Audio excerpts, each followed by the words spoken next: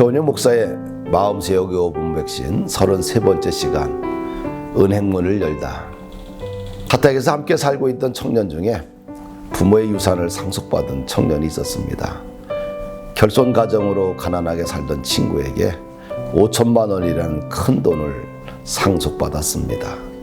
청년은 5천만 원을 교회에 빌려주겠다고 제안했습니다. 청년의 제안이 고마웠지만 왠지 쑥스럽고 그렇게 하는 것이 좋은지 안 좋은지 고민스러웠습니다. 결국 교회 역사상 처음으로 성도의 돈을 빌리게 되었습니다. 교회 구입 비용으로 인해 은행권 이외에 개인 채무가 많았습니다. 개인 채무는 평균 15%의 비싼 이자를 지불하고 있었기에 5천만 원은 아주 큰 돈이었습니다. 5천만 원으로 인해 부담해야 할 이자가 대폭 줄었습니다. 그리고 언제든지 필요하면 돌려주겠다고 구두 약속을 하였습니다. 그런데 1년 만에 청년이 약국을 개업하기 위해 부동산을 계약했고 5천만 원을 돌려주어야 할 상황이었습니다. 일주일 안에 돌려주겠다고 약속을 했지만 실로 난감했습니다. 당시 교회 건물은 은행에서 대출을 최대한 받은 상태였습니다. 혹시나 하는 마음으로 은행에 갔지만 오히려 대출 액수를 줄여야 한다고 통보를 받았습니다.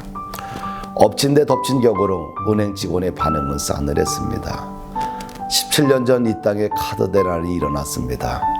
회사마다 신용카드 과다 발급으로 인해 서민들의 대출이 늘어나면서 한계 상황에 이르자 정부는 원칙도 없이 무조건 신용카드 금액을 줄였습니다. 나도 교회를 운영하면서 신용카드 돌려막기를 하던 시절이었습니다.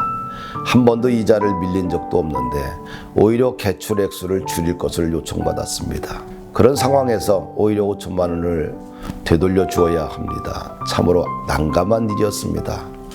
이 문제를 해결하기 위해 40일 작정 기도를 선포하고 혼자 성전에서 기도를 시작했습니다. 첫날 혼자 성전에서 앉아 기도를 하는데 대책은 전혀 없었습니다. 오직 기도할 뿐입니다. 기도를 하면서 하나님, 처음으로 성도의 돈을 썼는데 일주일 안에 준다고 약속했습니다. 주의 종의 언어가 땅에 떨어지지 않도록 도와주십시오.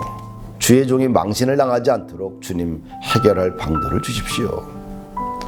40일을 선포하고 혼자 처음 기도하는 날, 해군 제독으로 계셨던 장로님이 주최한 부부 모임이 선약이 되어 있었습니다. 그 모임에 초청을 받았지요. 아내는 약속했기에 모임에 참석해야 한다고 했지만 나는 모임보다 더 급한 일은 문제를 해결하기 위해 기도하는 일이 우선이었습니다. 초청한 장로님에게는 실례이지만 나는 그날부터 40일 작정기도 시작하는 첫날이라 교회를 지키고 아내만 모임에 보냈습니다. 아내가 모임에 갔다가 은행에 근무하시는 장로님을 만났는데 장로님이 명함을 주시면서 은행에 도움이 필요하면 언제든지 전화하라고 하셨다고 합니다. 다음날 초면인 장로님에게 전화를 드렸습니다. 우리 사정이 급해 전화를 드렸는데 전화를 받으신 장로님은 젊은 사역자를 위해 본인이 신용담보자가 되어 기쁜 마음으로 추가 대출을 약속해 주셨습니다. 장로님은 우리 교회가 대출을 받는 은행 지점장을 잘 아신다고 하셨습니다. 과거 장로님과 함께 일본 지점에서 근무했던 직원이라고 하시면서 지점장에게 전화를 해놓겠다고 하셨습니다.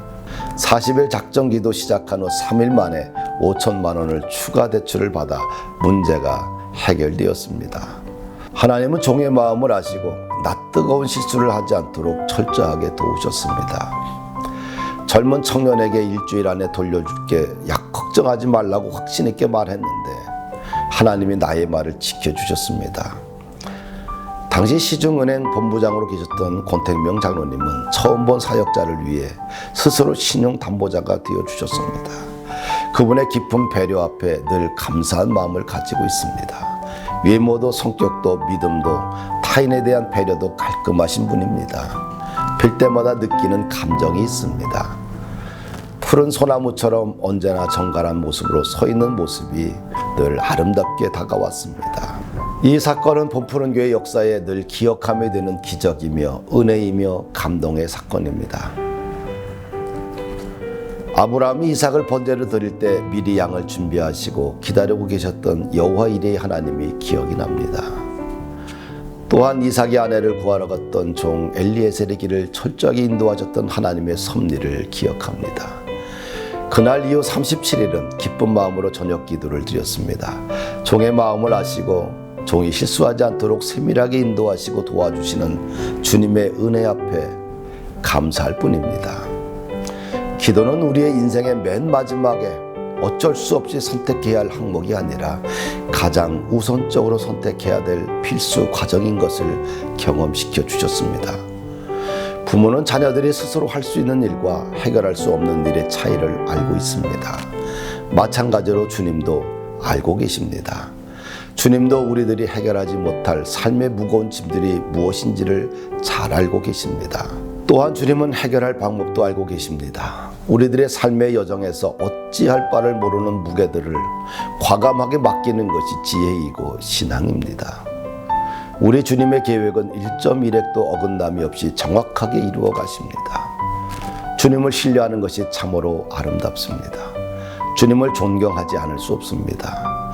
선하게 인도하시는 주님을 사랑할 수밖에 없습니다. 주님을 떠나서는 살 수 없습니다. 주님의 답이 때로는 더디다라고 할지라도 주님을 원망할 수 없습니다. 그것은 주님의 더 깊은 뜻이 숨겨져 있기 때문입니다. 주님을 깊이 신뢰해야 합니다. 이것이 제자의 기본적인 자세이며, 주님을 깊이 신뢰한다는 것은 양은 냄비와 같은 가벼움에서 쇠속같이 영적으로 깊어져가는 길이며, 분주함의 그늘에서 지쳐가는 자신을 추스르는 힘이며, 성령님의 세미한 음성을 조금이나마 느낄 수 있는 길이라 생각합니다. 감사합니다.